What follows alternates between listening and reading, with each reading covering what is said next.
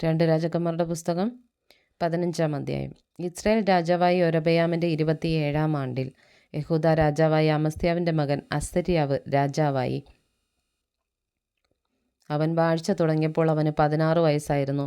അവൻ 52 സംവത്സരം യെരൂശലേമിൽ വാണു. യെരൂശലേംകാരത്തിയായ അവൻ്റെ അമ്മയ്ക്ക് യൊഖൊല്യ എന്നു പേർ. അവൻ തൻ്റെ അപ്പനായ അമസ്യാവ് ചെയ്തതുപോലെയൊക്കെയും യഹോവയ്ക്ക് പ്രസാദമായുള്ളത് ചെയ്തു. എങ്കിലും പൂജാഗിരികൾക്ക് നീക്കം വന്നില്ല. ജനം പൂജാഗിരികളിൽ യാഗം കഴിച്ച് ധൂപം കാട്ടിയും പോന്നു.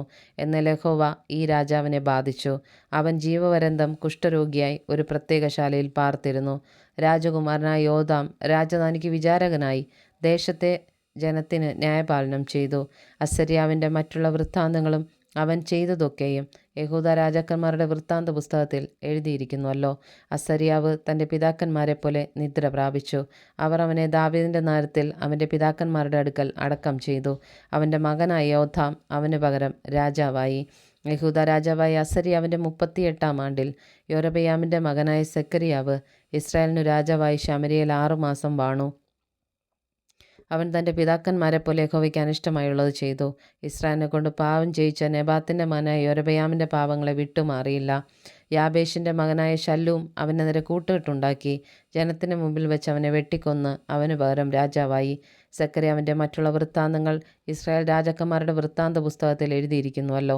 യഹോവ യേഹൂവോട്, നിന്റെ പുത്രന്മാർ 4-ാം തലമുറ വരെ ഇസ്രായേലിൻ്റെ സിംഹാസനത്തിൽ ഇരിക്കുമെന്ന് അരുളി ചെയ്ത വചനം ഇതാകുന്നു.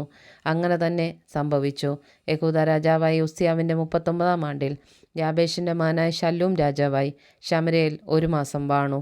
എന്നാൽ ഗാദിയുടെ മകനായ മെനഹേ തിർസയിൽ നിന്ന് പുറപ്പെട്ട് ശമര്യയിൽ വന്നു. യാബേഷിൻ്റെ മകനായ ശല്ലൂമിനെ ശമര്യയിൽ വെച്ച് വെട്ടിക്കൊന്ന് അവന് പകരം രാജാവായി. ശല്ലൂമിൻ്റെ മറ്റുള്ള വൃത്താന്തങ്ങളും അവനുണ്ടാക്കിയ കൂട്ടുകെട്ടും ഇസ്രായേൽ രാജാക്കന്മാരുടെ വൃത്താന്ത പുസ്തകത്തിൽ എഴുതിയിരിക്കുന്നുവല്ലോ. മെനഹയും തിപ്സഹും തമ്മിലുള്ള സകലവും തിർസ തൊട്ട് അതിന് ചേർന്ന പ്രദേശങ്ങളും ശൂന്യമാക്കി. അവർ പട്ടണവാതിൽ തുറന്നു കൊടുക്കായികയാൽ അവൻ അതിനെ ശൂന്യമാക്കുകയും അതിലെ ഗർഭിണികളൊക്കെയും പിളർന്നു കളയുകയും ചെയ്തു. യഹൂദ രാജാവായ അസര്യാവിൻ്റെ 39-ാം ആണ്ടിൽ ഗാദിയുടെ മകൻ മെനഹേം ഇസ്രായേലിന് രാജാവായി ശമര്യയിൽ 10 സംവത്സരം വാണു. അവൻ യഹോവയ്ക്ക് അനിഷ്ടമായുള്ളത് ചെയ്തു. ഇസ്രായേലിനെ കൊണ്ട് പാപം ചെയ്യിച്ച നെബാത്തിൻ്റെ മകനായ യൊരോബെയാമിൻ്റെ പാപങ്ങളെ ജീവപര്യന്തം വിട്ടുമാറിയതുമില്ല. അശ്ശൂർ രാജാവായി പൂൽ ദേശത്തെ ആക്രമിച്ചു. പൂൽ തന്നെ സഹായിക്കേണ്ടതിനും രാജ്യത്വം തനിക്ക് ഉറക്കേണ്ടതിനുമായി മെനഹേം അവന് 1000 താലന്ത് വെള്ളി കൊടുത്തു. അശ്ശൂർ രാജാവിന് കൊടുപ്പാൻ മെനഹേം ഈ ദ്രവ്യം ഇസ്രായേലിലെ ധനവാന്മാരോടൊക്കെയും 50 ഷെക്കൽ വെള്ളി വീതം പിരിപ്പിച്ചു. അങ്ങനെ അശ്ശൂർ രാജാവ് ദേശത്ത് താമസിക്കാതെ മടങ്ങിപ്പോയി.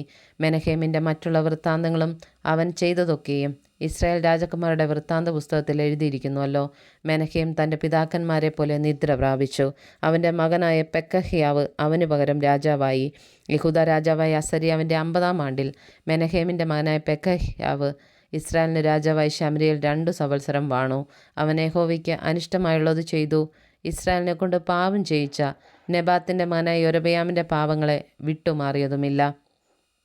എന്നാൽ അവൻ്റെ അകമ്പടി നായകനായി രെമല്യാവിൻ്റെ മകനായ പേക്കഹ് അവൻ്റെ നേരെ കൂട്ടുകെട്ടുണ്ടാക്കി. ഗിലെയാദിൽ 50 പേരെ തുണകൂട്ടി ശമര്യ രാജധാനിയുടെ കോട്ടയിൽ വെച്ച് അവനെ അർഗോബിനോടും അരിയോടും കൂടെ വെട്ടിക്കൊന്ന് അവന് പകരം രാജാവായി. പെക്കഹ്യാവിൻ്റെ മറ്റുള്ള വൃത്താന്തങ്ങളും അവൻ ചെയ്തതൊക്കെയും ഇസ്രായേൽ രാജാക്കന്മാരുടെ വൃത്താന്ത പുസ്തകത്തിൽ എഴുതിയിരിക്കുന്നുവല്ലോ. യഹൂദ രാജാവായ അസര്യാവിൻ്റെ 52-ാം ആണ്ടിൽ രെമല്യാവിൻ്റെ മകനായ പേക്കഹ് ഇസ്രായേലിനു രാജാവായി ശമര്യയിൽ 20 സംവത്സരം വാണു.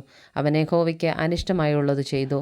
ഇസ്രായേലിനെ കൊണ്ട് പാപം ചെയ്യിച്ച നെബാത്തിൻ്റെ മകനായ യൊരോബെയാമിൻ്റെ പാപങ്ങളെ വിട്ടുമാറിയതുമില്ല.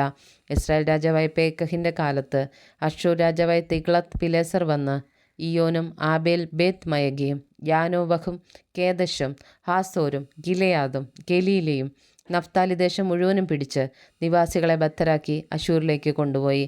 എന്നാൽ ഏലാവിൻ്റെ മകനായ ഹോഷ്യ രെമല്യാവിൻ്റെ മകനായ പേക്കഹിൻ്റെ നേരെ കൂട്ടുകെട്ടുണ്ടാക്കി. അവനെ ഉസ്യാവിൻ്റെ മകനായ യോഥാമിൻ്റെ 20-ാം ആണ്ടിൽ വെട്ടിക്കൊന്ന് അവന് പകരം രാജാവായി.